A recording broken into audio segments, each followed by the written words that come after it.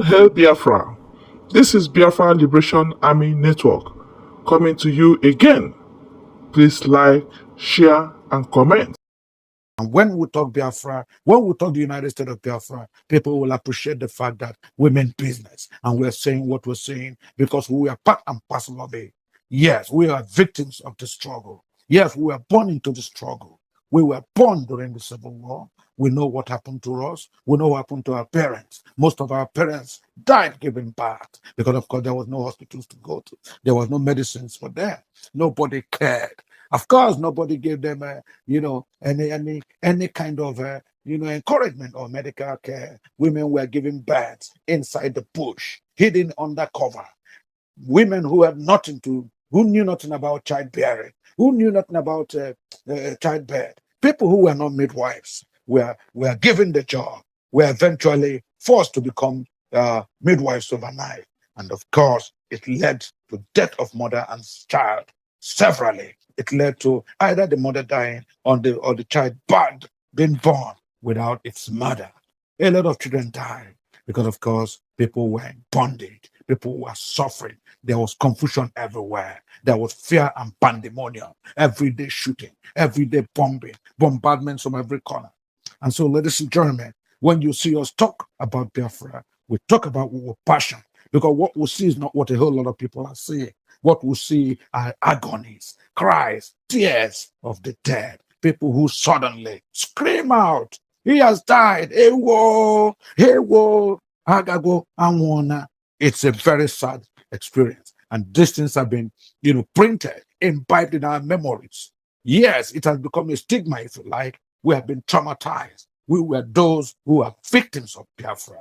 Yes, that Civil War, 66, 67, 68, 69, 70. People born under that period, people born within this period, they have become eternally,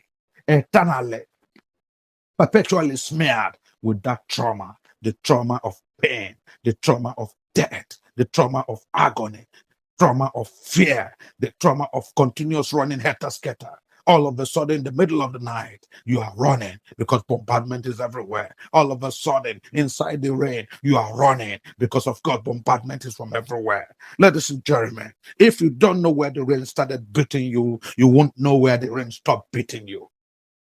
It hurts me. It hurts me that every time we spend that time to talk about Biafra, and a whole lot of people are mocking us, laughing us, telling us we are deluded, we are deranged, we don't have any other thing to do. We're never do wells. We're envisaging a mirage that Biafra has come and gone. Biafra are defeated people. Ladies and gentlemen, it hurts me even more. Hurts me more because people who are saying these things are my kith and kin, fellow Biafrans, people with Biafran extraction, people who are Ndibo, people from the southeast, the same people we talk about, the same people who have been marginalized, the same people whose brothers are treated like second fiddle, the same people whose uncles and fathers were killed, the same people whose mothers and aunties were gang raped are the ones who are calling Biafrans foolish idle people who have nothing else to do. It hurts me, ladies and gentlemen. I'm sorry if I start this way this morning. It hurts me that we see videos. We talk about Biafra. We talk about the arrest and the eventual trial and mistrial of our great personalities in the person of Mazen Nandekano, in the person of our Prime Minister Simon Ekpa. We talk about their assiduous, indefatigable efforts of Dr. Ngozi Arabweze, running helter-skelter, doing all she can, doing all that is necessary, doing all that is needful to propagate, to navigate, and to push Biafra to the next logical level. And what do we get? Rather than people listening to us, rather than people commend us, all they're interested to do is to watch TikTok, is to watch social media creations, is to flaunt their wealth in territories where they know there are pathological hatreds against them, where they know they are not wanted. It hurts me. It hurts me every time that we spend our time to talk about Biafra. We talk about the plight of our Igbo brothers. Talk about the fact that we are disenfranchised from every angle. We talk about the fact that they make things terribly difficult for us. We talk about the fact that we don't have international airlines or proper coordinated rail routes that will move our produce from the southeast to any other region, quicker, faster, and more effectively. But what do these people do? They still find time to hobnob, to jollificate, and to continue to fraternize with those who hate them, those who hate them, those who envy them, those who pronounce genocide against their people. I don't know when we will learn. I don't know when we will listen. I don't know where we are going. Are you a Biafran? Are you truly a Biafran?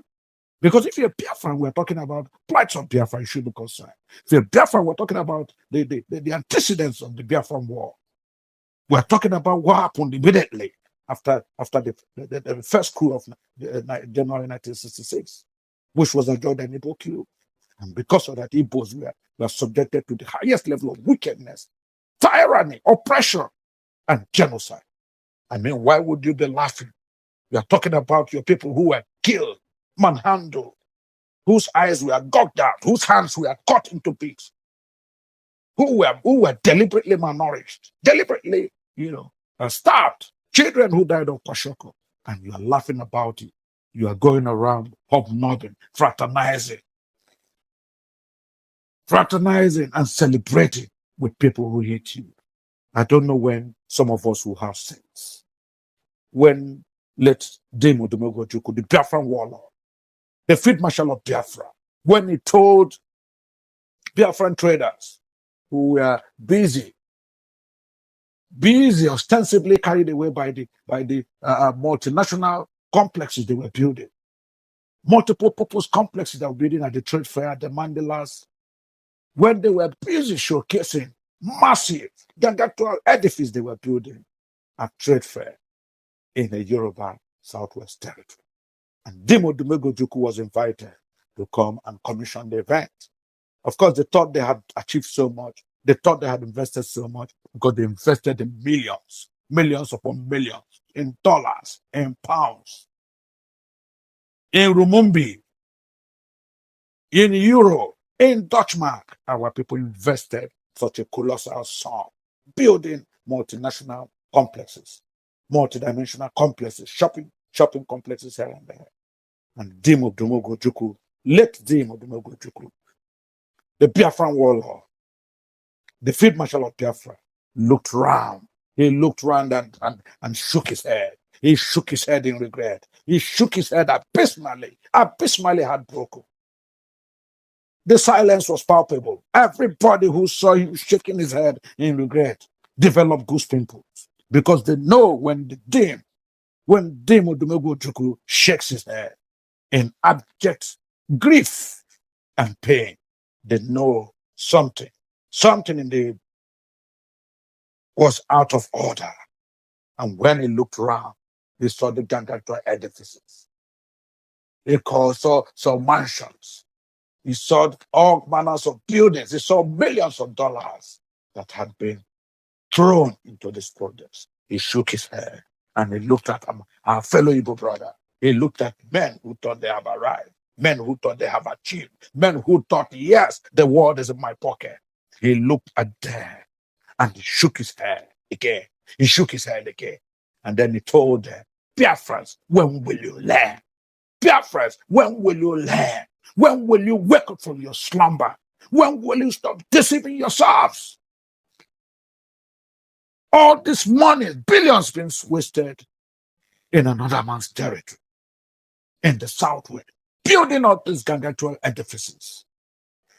Do you not have a sense of history? Have you forgotten the abandoned project during the Civil War?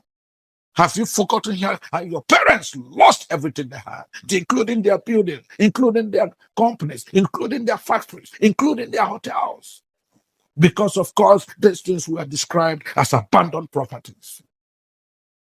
When will you learn? Ndebo, when will you learn? Biafrans, when will you learn? Unfortunately, late Dame Odumogojuku, the Biafran warlord, of course, the Field Marshal of Biafra, has died and moved on. But unfortunately, even though we've made these audios, unfortunately, even though we've continued to tell our people, we tell them again and again, retell them, tell them again and again, yet they don't learn. They don't learn from history.